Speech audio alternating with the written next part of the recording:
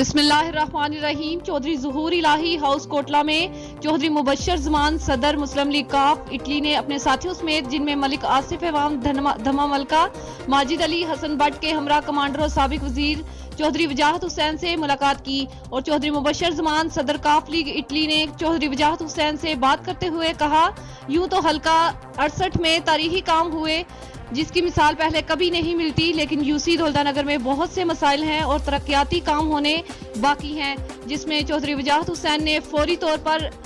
MNA Chaudhary Hussain इलाही से phone पर राब्ता किया और MNA चौधरी हुसैन इलाही ने कहा, इंशाल्लाह बहुत जल्द यूसी दौलतानगर के बकिया काम शुरू कर दिया जाएगा और आइंदा माली साल में हल्का 68 का कोई काम बाकी नहीं रहेगा।